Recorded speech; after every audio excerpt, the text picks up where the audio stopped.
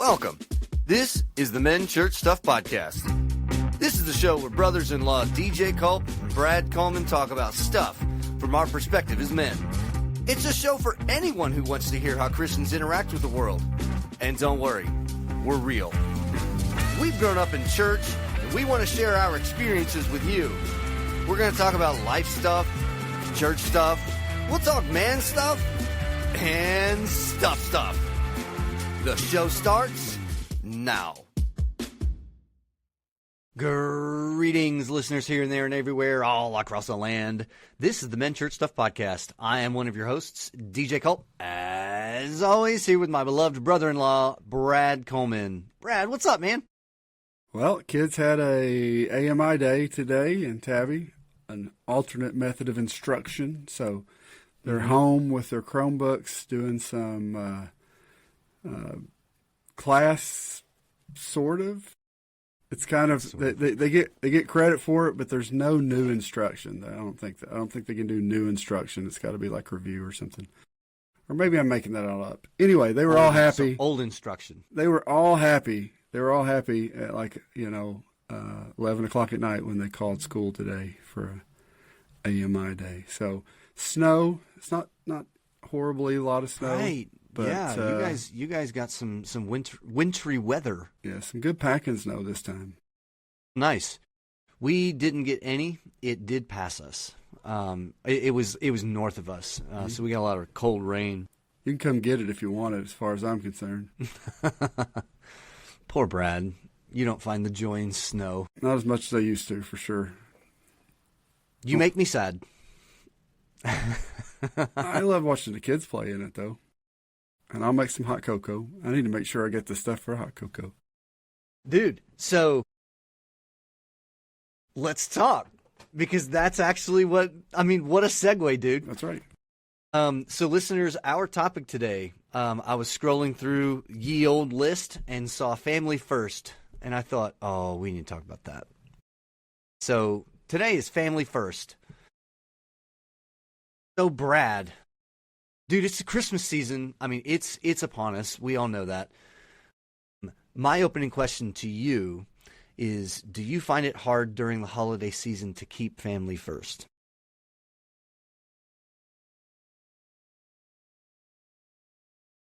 So I don't think I struggle with that as much as some other people do. I had some really good people, like your dad and Pastor Jeff Woolham and, some pastors at First Baptist Richmond when I was, really first accepted my call to ministry, who really, I think, instilled in me that you don't sacrifice your family at the altar of ministry, that you have to make sure that, there's some times when your family plans have to get adjusted. But I think your sister has always said, that your dad did a good job, that she felt, or your mom and dad at that even though plans would have to get adjusted, you'd still go on vacation. You just may go a day later. You'd still do the thing you were going to do. It just had to be adapted a little bit. And so I think I don't struggle with that as much as some other pastors do. I was in a room with a group of pastors, and they were talking about that. And I said, I almost feel like I struggle the other way. Like did they all just kind of hate you? And, was there a sea of pastors just pile up on Brad? Everybody get him? Yeah. Yeah, they beat me up. He's better than us. They put oranges in a pillowcase and beat me with it. No, I think because it's still a struggle, but the struggle, I think, for me, at least in my mind, is I think I'm sometimes, again, going the other way of sometimes when the church needs to come first. I think I do a decent job of balance, but I think that, again, that was so ingrained in me with, you need to guard your day off. You need to make sure you're spending time with your family and prioritizing your family.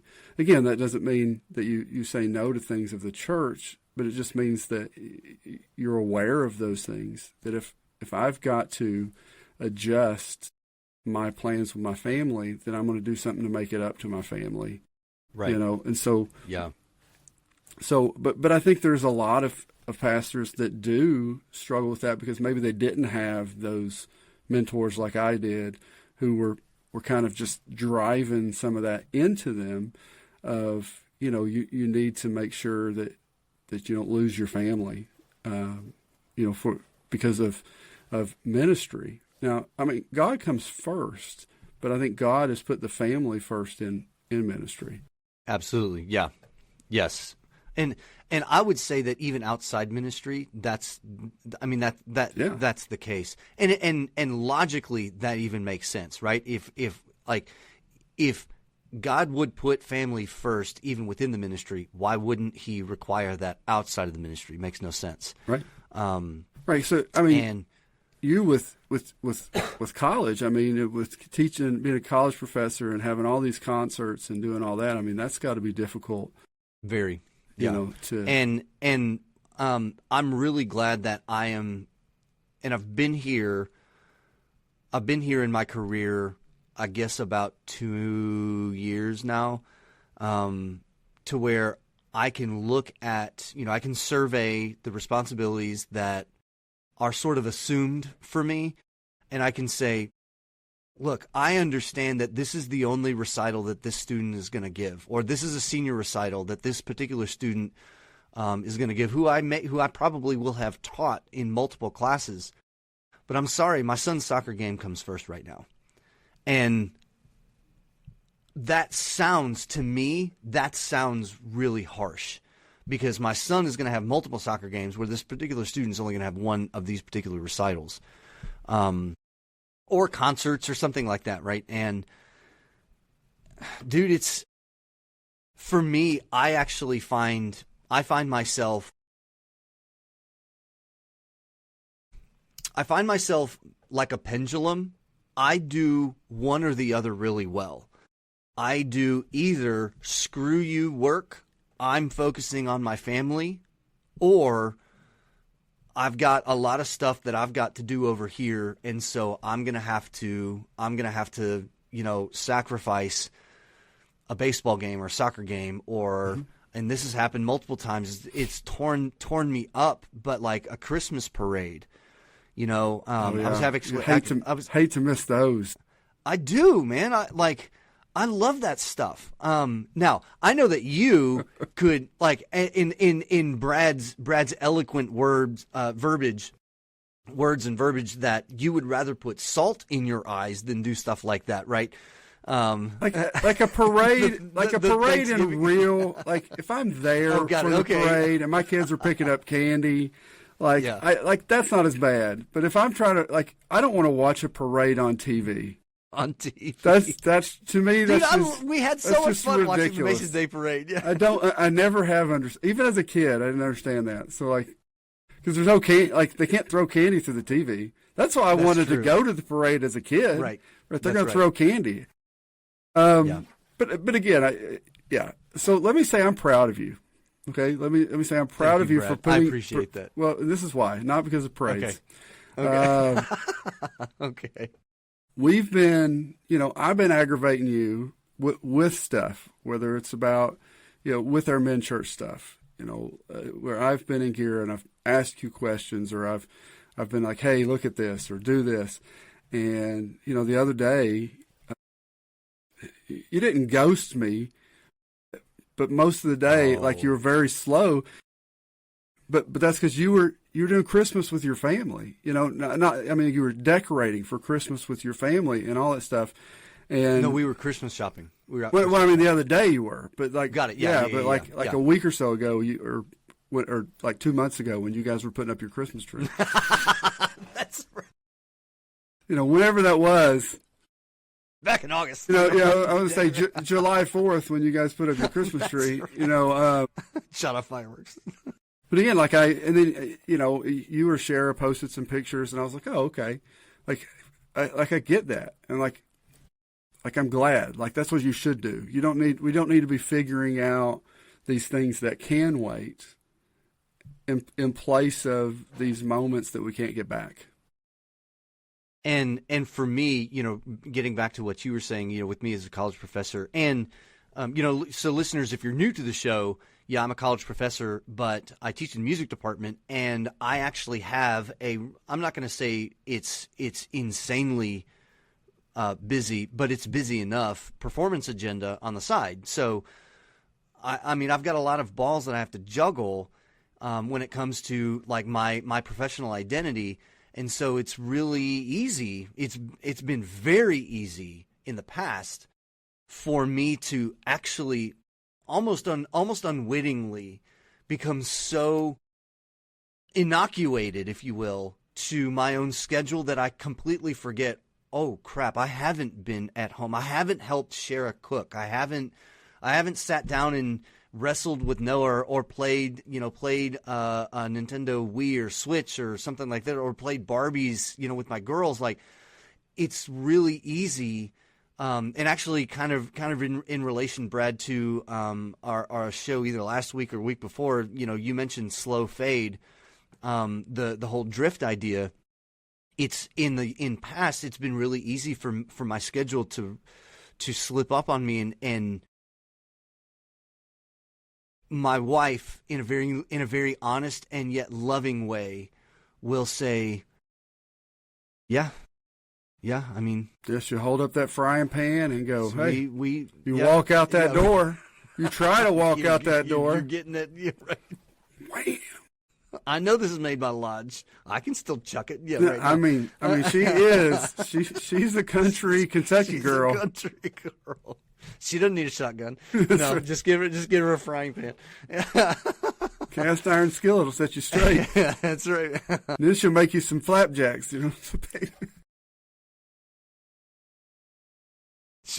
She'd flip me with it. Just hope she wasn't in the middle of doing that when she hit you with it. That'd really hurt. Add insult to injury. Yeah. So that's the Christmas season. I want to ask that just because we're in the midst of it. And actually, Brad, I'll say this, that the venue that I play with, with the Jackson Symphony, the venue that we play has been under renovation all month of December, or has been, like, they've got plans for the entire month of December to renovate. So I'm actually done. Nice. And I love playing music, that, but it got to the point before Thanksgiving where I didn't want to do anything anymore. I just want to go home. I'm sick of it. And I really just wanted to go home. I wanted to rest on the couch with my kids and my wife. I wanted to start watching Christmas movies. I wanted to have a home cooked meal. I wanted to put on sweatpants, and I wanted to snuggle up to my daughters under a blanket watching something stupid on the television. Like, that's what I wanted. And so it's been really nice. Hey, listen now, watch the way you talk about Bluey, okay?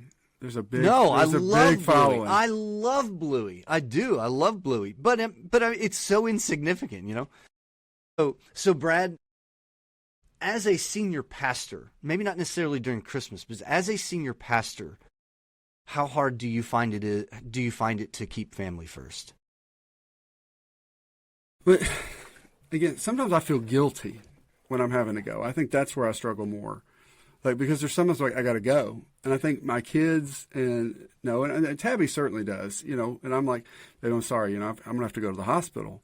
There's someone's in the ER or some big emergency situation, or or a life support situation, and she's like, I know, and I'm like, I don't know when I'm going to be back, because I try to read the room. When there's times when I'm going to visit somebody in the hospital, or I'm going to visit somebody who's, their family's on life support, and I can tell real soon they want me to pray and leave.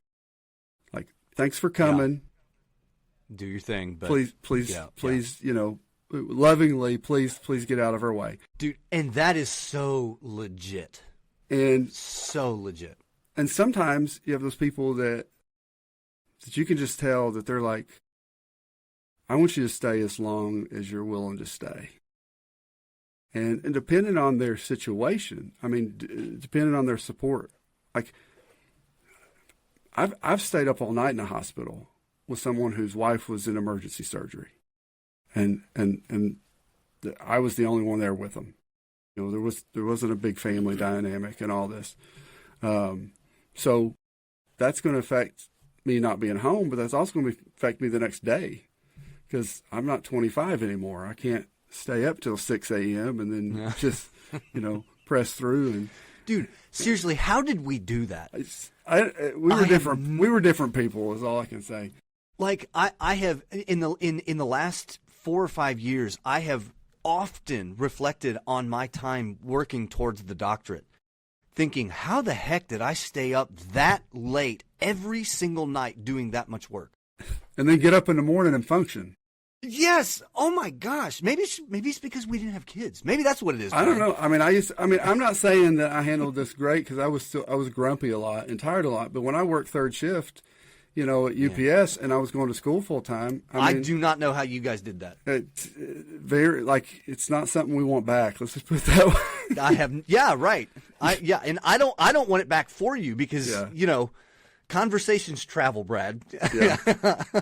I mean, your sister told me years later. I mean, it wouldn't have been a good conversation during it, but she told me years later. She said, there's times I cried myself to sleep, going, "Why did I marry this man?" And I told her then, and I was like, I understand that. I mean, obviously, after the fact, I'm not in the grumpy state anymore where I'm constantly tired and stressed. Right. But I said, thanks for staying. Thanks for sticking around. I'm glad you stayed. She said, I am too. And I was like, dude, yeah, but you mentioned to me that you were proud of me. I remember, and I don't know when this happened, for you guys, but I remember when you gave up UPS. And if my memory serves me correctly, you gave up UPS because it had started to really manifest itself in your marriage with Tabitha. And I remember that when you gave that up, I was like, good for him. Because I'm sure that the money was pretty awesome, but good for you for saying this is more. I got to the point, I remember one night in particular and this was before we bought the house. This was when we were in the small 1-bedroom apartment. I remember coming home. Again, it would have been it was before the light came up, but it was probably 5 a.m., 5:30 in the morning, and I lay down in bed and I'm just like, I'm going to quit. I'm going to quit. We're both in school. I'm working for UPS. She's working at the bookstore, and she goes, for the bookstore, yeah. She goes, baby, you can't quit. You're where our insurance, for one, you're where we get our insurance because UPS was really good at covering. We had really good insurance. She's like, we have to have insurance. You cannot quit right now. And I cried. I was a grown man. I laid there in my bed and I cried because I knew she was right. And I did not want to get up and go to school the next day, much less get up and go to school and then go to work. And then go back to work. Yeah, sure. I lived on naps. But it was something that I had to get through. But yeah, as soon as I graduated, I had a job at the bookstore at that point, running shipping and receiving set up. I tried to give my 2 weeks notice, and my boss at UPS said, because I graduated in December, he said, we're coming into peak season. Will you give me 3? Will you give me 3 weeks instead of 2? And I said, because I'm the guy I am. I said, you punched him in the face and said, stood over him and was like, no way. I said, yeah. So that first week that I worked for the bookstore, running shipping and receiving, it was my last week at UPS. I did both for a week. Goodness, and dude. That was probably one of the hardest weeks of my life. But I will tell you what, that week after that, I got off, it was kind of like the 9 to 5-ish. Oh my gosh. Actually, I think I got off at 4 or something. I came home at 4 o'clock and I went, I don't have to be anywhere or do anything until 8 o'clock in the morning. Right. What am I going to do with my time? I felt so I just felt so good. Yeah. For the next 3 weeks, I devoured so many books. I read classics. I was in a classic. I just jumping through the classics and Dr. Seuss and the Berenstain Bears. Yeah, that's right. Those the hard ones with the hard ones with big words. Pop on Pop. That's a pretty long book. It's 50 or 60 pages, DJ. It's I know.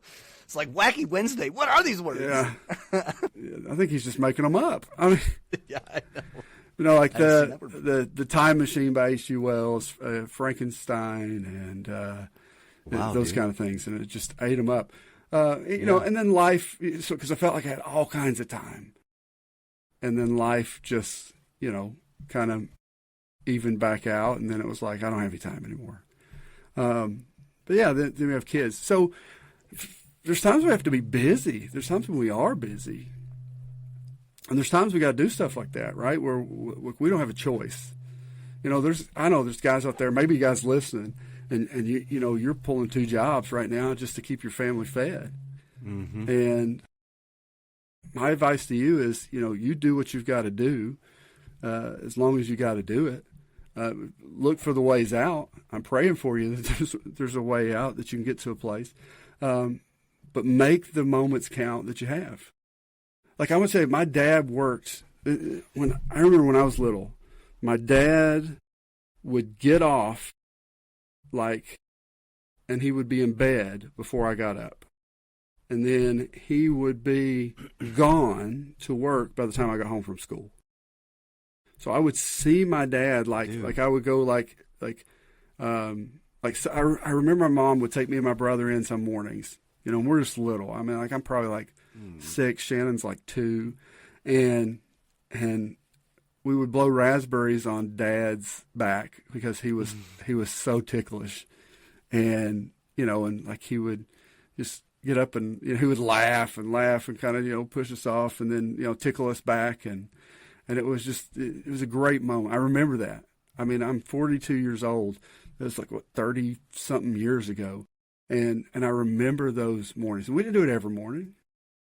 But so take advantage of those times. And when you're home, I love this. Okay, I love this, and I try to live by it. Wherever you are, be all there. Wherever you are, be all there. So when you're with and Brad, this may be vain of me, but you're so vain. I am so vain. I think this song is in fact about me. It probably is. But I like the feeling of the pendulum swing. Like I said, if I'm at work, I'm at work. If I'm at home, I'm at home. Yeah. I like that I can do that. I know that not everybody can. I know there are men and women both that are excellent at being able to spread themselves out in multiple places. So it's almost as if a small part of them is here and there and another place, and they can kind of spread themselves thinner in multiple places and still have it all together. I don't operate very well that way. And I realized, I don't know how long ago it was, but I realized that I have loved whenever I'm at somewhere doing whatever it is that I'm doing, that I am in fact all there. Yeah. It's simple things too, though. Like with family, right? Sometimes we overcomplicate things. As men, we definitely, right? We're trying to fix everything. We're trying to fix every problem that our family has. We're trying to make sure all this is good. We tend to be fixers, and sometimes that gets in the way because our family doesn't need us to fix everything. Sometimes they just need to know that we're available if they need us. Simple things though. I tuck my kids in at night. Most nights of my children's lives, I have tucked them in, and I will say that some of the best conversations with my kids are there. Sometimes it's because they don't want to go to sleep.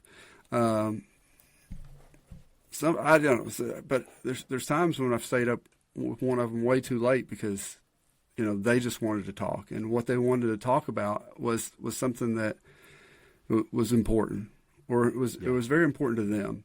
To them, that's exactly right. Because sometimes in the big mix of things it may not be important, but it was important to them.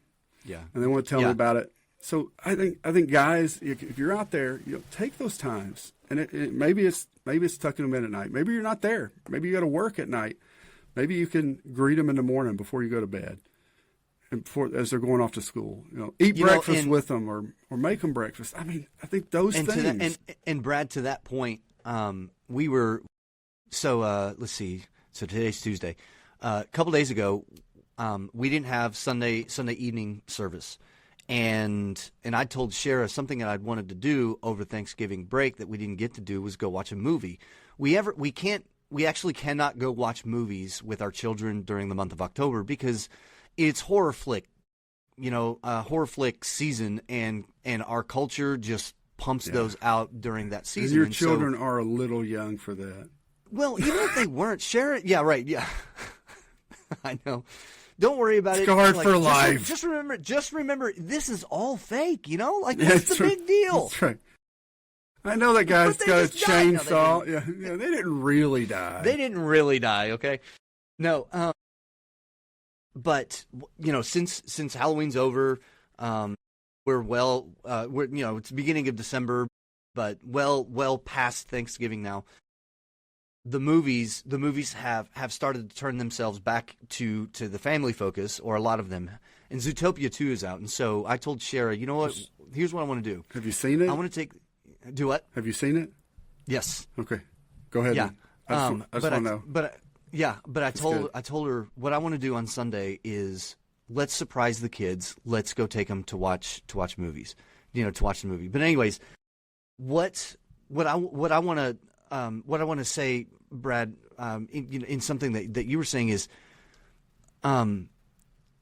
whatever you can do with your family, do. Mm-hmm. And on the way to the theater, we were talking. We actually got stopped by a train, which we hate. And I grew up with trains, but they didn't. Not often did they just stop and they just park there and stare at you like you can't do anything. I'm sitting here. And so while we were there, we were thinking about alternate ways around. And Shara asked, can we go this way over here? And I said, we can, but it's not easy to get around. And I said, I don't really remember how to do it, but I had to do that whenever I would deliver pizzas, and it's just not an easy road. And Noah said, "Daddy, you delivered pizzas?" And I said, "Yeah, buddy, I did when you were little." And so I did the full-time job and a part-time job, and I know that there are people out there that do much more than that.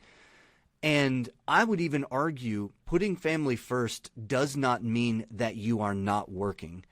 I think that there are times, so listeners, if you're out there and you're doing the full-time job and 2 part-time jobs to make ends meet, I would argue that is very much putting your family first.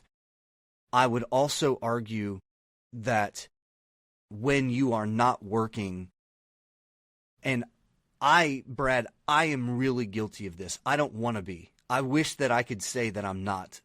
But, play with your kids when they want to be played with.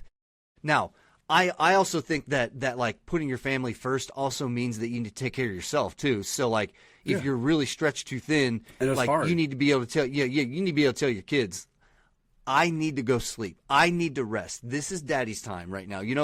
There's that, but the balancing act of things like financially that need to be taken care of, take care of them. And if that actually means I have to sacrifice right now because this is going to put us in a much better position later, okay, that's absolutely legit. So I don't want Brad, our listeners, to hear that that anybody doing multiple things for those reasons. I mean, that's not bad at all. Well, let me give you 2. Like DJ, you're talking about you want to take your kids to the movies, right? And that's a great thing to do. It is. It's a fun thing to do. It's also can be an expensive thing to do, especially if you're going to get food there and all this. And so maybe you can't afford to do that, especially if you're working 2 jobs just to make ends meet. Don't take your kids to the movies. But let me tell you what one of my favorite memories as a kid was. My mom and dad, one night, we had these 2 couches. They turned them back to back. They took a few blankets and put over top of them. They put a few blankets in the floor, and we had one of those old school wooden little TVs, and we watched The Incredible Mr. Limpet. And we had snacks there, and we laid in the floor. I laid in the floor with my mom and my dad and my brother. We had snacks. We watched The Incredible Mr. Limpet. It was one of the best days of my life And again, I remember it to this day. That everything, like it was on TV. Like we didn't, right? It was just, that was the movie that was there, like that Friday night. You did it, dude. Yeah. And we watched it. And to my recollection, we did that one time. Like one time where we laid in the floor and we did that. And again, it's a core memory for me. Like every time I see the Incredible Mr. Limpet or like Don Knotts comes up, like I think of that. And it wasn't even my favorite movie. I mean, it's a good movie, but as a kid, it's kind of slow. And it's like, it is a slow movie, yeah. But the point was there. So you can do those things that aren't taking your kids there, that aren't spending a bunch of money. You know, whether you're grabbing some popcorn or just some stuff you've already got at the house. But I encourage you to like talk to your kids, talk to your wife. You may find that what they want is far easier and far simpler than what you're trying to give them. Because I think they do want your presence. And again, we're talking to moms too, because sometimes, you know, hey, maybe you're a single mom out there and you're working 2 or 3 jobs and you're just trying to keep afloat. One, good on you. I mean, we're proud of you. And and 2, just look at those little things, those little opportunities that are going to make a big difference.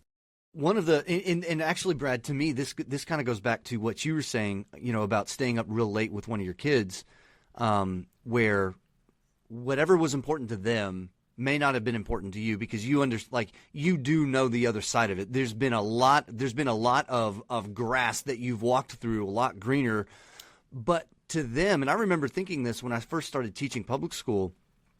I taught middle school, and I remember thinking, okay, so there are 2 things that I'm going to keep in my back pocket, like kind of two mottos. Number 1 is that if a girl stands up or raises her hand to go to the bathroom and she has her purse in her hand, just let her do it. Yeah. Don't ask. Say yes. And that's it. And like if they end up smoking or whatever, like they can get in trouble later for that. You don't ask those questions. Number 2 is that the things that they care about, I know I'm not going to. There's nothing that a middle schooler is experiencing that matters much to me, like because I've done all of that, but that doesn't matter because to them that is their reality. And the reason I say that is, you know, for the parent that's working multiple jobs, your kids, the reality is the reality. You know what other options there are, but to them, that's the reality. And to me, that's, you know, I think I've said this on the show before, Brad, but I call that my refrigerator theory, right? If you've ever been to somebody else's house, you open up the fridge, you're really curious as to why it is you're looking at what you're looking at because it's not your refrigerator. So the refrigerator theory, it works on so many different levels that a kid's reality is a kid's reality. Like the reason, or one of the reasons anyways, Brad, that you had such a wonderful time watching The Incredible Mr. Limpet, number 1, is because to your recollection, you never did that again. But number 2, there was something so central that united your family in that moment that was unlike any of those other moments that were kind of related, you know? And so that's a special thing for our household. Shara came up with the idea once because you are exactly right.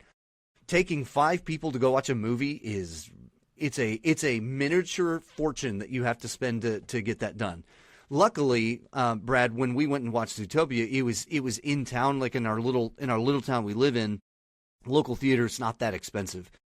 But to avoid having to spend over $100 on movie tickets and popcorn and candy and drinks and all that kind of stuff, Shara came up with the idea, what if we had ourselves a theater night? And a theater night is different than let's watch a movie. A theater night is where Shara cleans off the kitchen island. She sets it up, like a makeshift concession stand, and I dress up as some obscure character and I might talk in a British or an Australian or like a Gen Z accent or something like that. And there's no video. There's no video. Okay. No, there's no video. There's no video. That's Brad. too bad. This is just for us. This is just us. Listeners, enjoy. Just enjoy the mental image. But I will serve them. Noah uses play money, and then we turn the lights off in the living room and watch a movie. But that whole ordeal is so special to them because, again, it unifies or it unites our family in just a very different way. Yeah. All right, but Brad, I wanna change gears if you're good with that. Well, can I just say this? Because we're talking a lot of times here, younger kids. We're talking about younger kids. What about teenagers? Right. What about teenagers? And so here's my advice, and I'm learning this and living this, and definitely not like Paul said. I haven't fully grasped it. I'm just pressing on. Sure. Right. When they come to talk to you about something, listen. Because sometimes your teenagers, they don't want to connect with you as much as they did when they were kids. They want to do their own thing. They want to be their own thing. And sometimes when you try to integrate yourself into that, they're like, stop being weird, Dad. But when they come and they want to tell you about, this anime character, who was it, Rikishima, whatever, listen. Ask some questions. Why do you like them? They have, what kind of weapon do they have, or what and are they doing? By asking them questions, make sure the question is not, why are you wasting your life reading this? Yeah. Why is it that you're spending my money on this? Don't do that. Or maybe it's like, man, hey Dad, did you know aardvarks? I didn't. Don't you accept those animal facts or whatever it is for your kids. Yeah. But if they want to come and talk to you about it, like take that as that's their olive branch, right? They're saying, hey, it's something they're interested in and they know something about and they want to share it with you. And you don't have to like it. Maybe it's dumb. Maybe it's the dumbest thing you think you've ever heard in your life and you don't know why anybody would watch it or do it. And that's okay. That's okay. Don't say that. 6'7". Yeah. 6'7". I can't wrap my mind around it. It's the dumbest thing ever. Yeah, and I love it. Yeah. All right, so last question for you, Brad. What do you and Tabitha do to keep your kids in love with Jesus, in love with you, and in love with their siblings? Wow, that's a big ask. How do we do that? One, I think we model it. I think we love Jesus, and we love each other, and we love them. There is correction in that, but I think as they grow, you get to be more logical with them. You get to try to help them be introspective and go, hey, how did you feel when that happened? All right. So when you did that the other day, how did you feel? And now that it's happening to you, and trying to get them to grow in that, it's frustrating. But I think you have a soil that is good. Tabby and I have said I'm sorry a lot to each other, to our kids. I think we've talked about this before, but it's been a long time. There's times when I've had to say to my kids, I'm sorry for the way that I delivered the message that you needed to hear. Right? I need you to understand that what I said was true and you needed it. But the delivery of it was probably more than, it was because I was already irritated because, somebody cut me off in traffic or this program didn't work and then I snapped. So I gave you too much. But what I said was right. And I think you be approachable and try to teach them to be approachable. So take them to church. Even if they don't want to go, I'm hardcore at that. Like, take them kicking and screaming if you have to. Don't make them be everything and in everything. Gosh, dude, good word. But make Jesus a priority. They don't have to go to every youth outing. They don't have to go to every bonfire, especially if they don't want to go. Make those things optional. And I think even like as a pastor's kid, right? Sometimes those are harder things because we do make them go to most things. But like Isaiah comes to men's breakfast. He comes and eats, and a lot of times, he's going to hang out. But a lot of times when it's kind of over-ish, he's learned when that is, and then he can be excused, and he can just go home. Right. Yeah. He's taken part. He's done his thing, but let him go. So I think, again, make the important things, say the important things. Don't let them decide if they want to go to church or not. Because I'm telling you what, I've rarely met a 15-year-old that wants to get up on Sunday morning and go to church. And if they do, it wasn't me, and I'll if tell they you that. do, praise the Lord. But if they don't, you know what? Sometimes the pastor doesn't want to get up on Sunday morning and go to church either. But make it a priority. But again, I think dealing with them being loving, modeling that, and expecting it. I've told my kids, like, I respect you. I expect you to respect me. I'm going to call them out on their interactions with each other. Now, they're different, right? Isaiah has to have a lot less correction with how he treats other people than, say, Carrie Beth, who, now there's different things that I have to correct Isaiah on or help Isaiah with. But, I'm not having to correct him so much for how he was treating his sisters. Maybe how his sisters were treating him, and he was allowing his sisters to treat him. Like, look, son, you can't, she's not your boss. They're not your boss. I'm your boss right now. Yeah. So we actually have to tell Noah, we have to tell him that you are not the boss. Oh, yeah. Oh, oldest child syndrome. Oh, yes. We both You know are that, not no? the boss. You are not daddy. You're not an adult. Yeah. Well, let me ask you this, because this is something I think is interesting, and I don't think you and I have ever actually talked about it, but what do you and Tabitha do to try to ensure that your kids love each other? Beyond you need to say you're sorry, you need to respect, don't talk to each other that way. I mean, those are parental things, but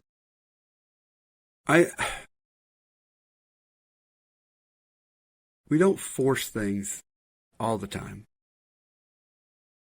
Again, I think we allow people to be angry and have their space as long as it doesn't drive on too long. We try to teach, it's okay to have your emotions. And I don't know, maybe I don't. I'd have to ask Tabby and the kids if I'm honest, but I feel like I don't force apologies as much as like I'm real big with don't say you're sorry if you're not sorry. I don't like that. You should. There's times when, especially when they're younger, when you have to. Again, you're showing them, hey, this is why you need to be sorry. But I hate false apologies, so I try not to force false apologies. Like if you're not sorry, then maybe you need to go to your room and think about it a little more. Maybe we need to talk a little more. Maybe I'll make you sorry for not being sorry. But I want you to understand. But I think we try to talk through those things. We certainly don't do it perfectly. I forgot the question. I was just asking how you and Tabitha tried to ensure that your kids loved each other. Yeah, and I think we give them their own space. Here's one of the rules in our house. Okay, you cannot tell mom and dad to get out of your room. You can ask us to get out of your room. You can tell us you would like for us to get out of your room. But you do have the right to tell your siblings to get out of your room. That's cool. You have the space. That's a good idea. I've not thought about that. So if you want to bar your siblings from your room, that's fine. Although I will, if you're being a hypocrite because you're always playing in their room, but you don't want them in your room. That's exactly right. I will point that out, and we'll look at that on a case-to-case basis. But in general, again, if Carrie Beth says to Hannah, I want you to get out of my room. Like that, you have that stewardship, you can do that. Now you need to be nice about it. And that's where sometimes some of them get in trouble. Like, look, you can tell them not to go in your room. They don't belong in your room.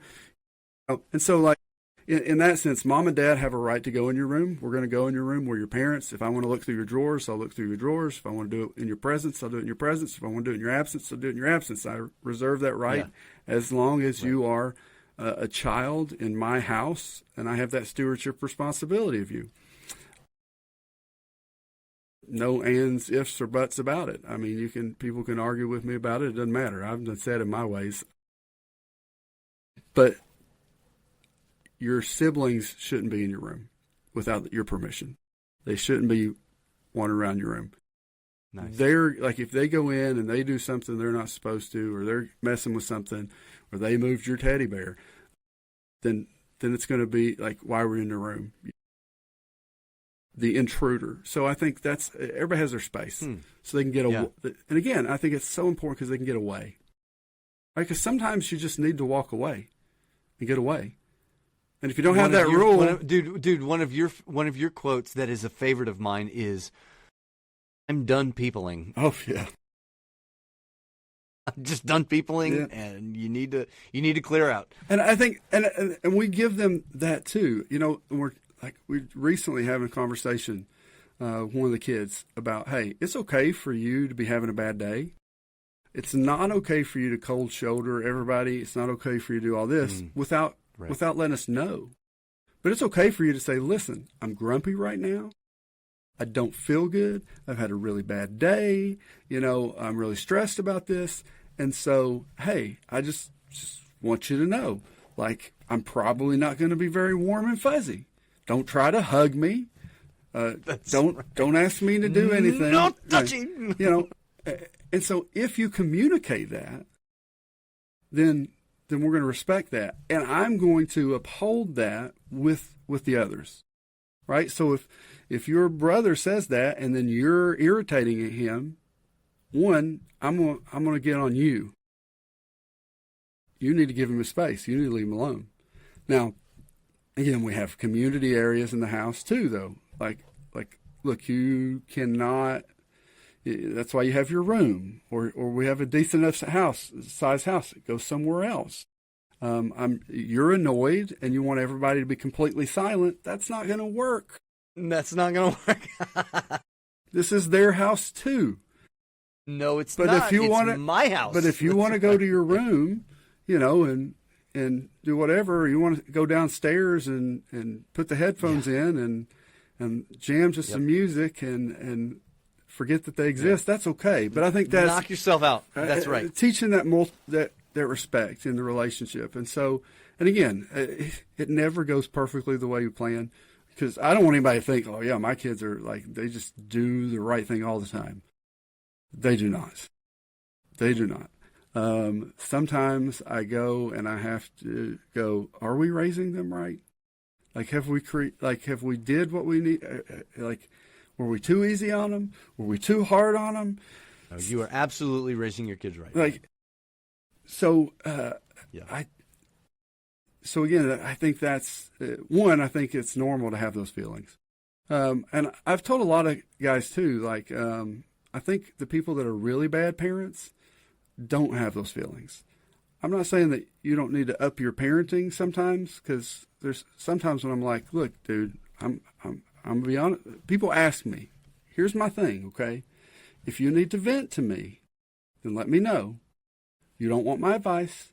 You just need to get some stuff off your chest. Don't ask. That's right. Yeah. Right? And I will not give you my opinion. But if you ask me my opinion, and some people I've even said, all right, do you want to know my opinion? Because I'm going to tell you the truth the best I can as I see it. I'm gonna call you out, and I expect if I'm asking you for your opinion, you're gonna call me out. That's right. Right? I want you to say, well, you know, Brad, you said this. It's really fun being the pastor. Like, you said this on Sunday about, you know, forgiveness or whatever, but it looks like you're kind of not doing that over here with your family, with your daughter or your. Like, I want you to say those things. I'm not going to be happy when you say it. So don't expect me to be sunshine and roses. I might mean, when was the last time somebody got admonished and you were like, oh, thank you. Yeah.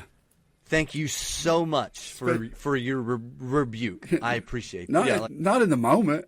Nobody does that. I mean, maybe later. I mean, 2 or 3 days later, after I've chewed on it for a while and realized you were right and fixed it, I'm going, hey, by the way, I appreciate you calling me out on that. But yeah, no, in the moment, we're usually defensive. Like, I've had buddies of mine who like they start raising their voice at me, and I'm like, okay, like, look, dude, you ask. I mean, I don't have to. Like, I don't have to tell you. And again, most of the times, like, you know, I've had a couple of buddies where we've went back and forth for a little while, right? They barked at me and I barked back, and you nipped at me on the wrong day. That's right. But at the end of the day, we're hugging it out or fist bumping and say, I love you. And hey, man, I know that you care. But I think that's like, you care about your kids. You teach your kids to care about each other by caring about them. And again, calling this stuff out and being okay. Here's a huge one. Okay. As best as you can. If it's fair for the goose, it's fair for the gander. It is consistency. Yes. Right? Don't let one kid buy with something and then crucify the other kid for doing the same thing. Right. And yep. Like, so what is, and I'm not saying the punishment has to be exactly the same, because sometimes this punishment over here was nothing for this other kid. Well, I'm going to take TV away from you, or I'm going to take your phone away from you. All right. Okay, yeah, I'm going to go read in my room. That's what I was going to do anyway. I hope you're wanting to read the Bible, because that's the only book I'm leaving. Yeah. You enjoy that one. But I think those again, consistency over time. You're not going to do anything perfectly. We're not. Well, and all right. So even though we may have strayed a bit, I think parental consistency helps for at least positive. I should say positive parental consistency. That's right. Helps. You can be very horribly consistent. Yeah. But positive parental consistency. I mean, I beat all my kids. Siblings. I beat all my kids equally. That's right. That's not positive consistency. All right, dude, I got to say this. We'll end with this, but I got to say this. So 2 moments in time that you may be familiar with, where we haven't had these moments with Addie or Zoe, but I had 2 of these moments with Noah. There was one morning where I had to get onto him, and I don't remember if I swatted him on the butt or swatted his hand or something like that. And I was taking him to daycare, and he said, "Daddy, I'm gonna tell people that you hit me." And I said, "Okay, Daddy hit you." Uh-huh. Where did Daddy hit you? On the head? With what? And he just kind of stared and he went, "A hammer." And I went, "Noah!" Yes. No. Yeah. I mean, if that happened, Noah, you really should tell somebody. Yes, that's exactly. Tell your Uncle B. Buddy, you can't say that. Oh my gosh. Was it a little tap with a plastic hammer from Fisher Price that would like boom boom? That was my 4-pound sledge. Yeah. I was like, where did that come from? And then one day, again, I was getting onto him. He was acting a fool. We were in Sam's Club. And I told him, I said, "Noah, if me or Mommy has to get on to you again, you and I are going to go to the bathroom and have a talk." And he did whatever. And I said, all right, we're going. And so we just start walking. And I mean, like, he's holding my hand. We're headed that way. We get like within eyesight of the bathroom, and he starts saying, no, Daddy, don't go, don't throw me in the toilet." And I'm like, "Oh my gosh, Noah, you can't." You cannot say this. Yep, going to, just like last time. Swirly time for you, boy. I know. Where is this coming from? But anyways, that's what made me think. Positive, consistent parenting. Well, and again, I think helps siblings and love again, each other. yes, yes, no, no. Let your yes be yes, let your no be no. So if you say, hey, if it happens one more time, this is what's going to happen. Don't bluff. Don't bluff your kids. They're the worst people to bluff. They will call your bluff, and then they will. And then you're just set back. So and actually, seriously, so that right there. Don't threaten to take away everything unless you're going to take away everything. Yeah, that's right. And that actually travels almost equally as importantly to teachers as it does parents. Yeah. But anyways, Brad, let's. I do want to say one last thing, which really is kind of not super like with their family, but it keeps coming back to my mind, and so I don't know if somebody needs to hear it. If you're out there and you need to better yourself as a parent, you need to better yourself as like maybe you didn't finish high school, and you're afraid to take your GED. Just go take it. You can fail it the first time. It's okay. It doesn't make you stupid. It's a test. And tests are stupid sometimes. Go take it and see what it's all about, or reach out, man. Hey, reach out to. I'm an educator at heart. You need help. Maybe you're an adult and you can't read, and that's super embarrassing for you. And me and my wife would love to help you out with that. But do the thing that you've been afraid to do. And it's okay if you don't do it perfectly the first time. I am so proud of some people. I'm not going to call them out on here because I don't know if it would embarrass them. But I had a person in my life that didn't finish high school, and they were afraid to take their GED. And I tried to encourage them. I was like, just do this, because they were working this job where they just were not. They weren't getting paid and they weren't getting respected the way that they needed, that they should have. And they were working way too hard for way too little. But one of the things that kept them there was they didn't have a high school diploma or lack of education equivalent. Sure. And so I kept encouraging them to do that. And I remember the day that they sent me because I had no idea that they actually finally took my advice. And I remember the day they sent me a picture of their diploma. And I couldn't be more proud of that person. And you know who you are if you're out there, if you are listening, and I'm still proud of you. And they went on to go and get a much better job, be in a much better position, it was more freedom because of that one barrier that was holding them back. They finally faced, and they realized it wasn't that big of a deal. And again, but if you need help with that, menchurchstuff@gmail.com, Pastor Brad Coleman @gmail.com. Send us an email. Send me an email. Hey, and to that point, actually, if you are, when I say considering, I'm not talking about willing to act on it, but if you have a desire or a thought or a curiosity about getting a graduate degree. So if you're on the other end, because trust me, don't talk to Brad. Either menchurchstuff@gmail or DJ Culp Jr. @gmail. And I get nerdy. Nerdy talking about grad school. I love having grad school conversations. At the worst, we'll probably give you far more than you bargained for. Yeah. Far more information. Far more excited. All right, well, listeners, we are going to get out of here. So remember, keep your family first. Happy holidays. Merry Christmas to you guys as we continue on into the Christmas season, keeping, hopefully, prayerfully keeping Christ first. But celebrate with your family, celebrate with your kids, celebrate with your community, celebrate with your community's kids. And go to Christmas parades and think very warmly of Brad. So, beyond that, Brad, I love you, buddy. Love you too. Listeners, remember, we've got a store. Buy some merch. Merry Christmas gifts. menchurchstuff.com. Listeners, we love you, and we will catch you next time. Go be his church. To your family first.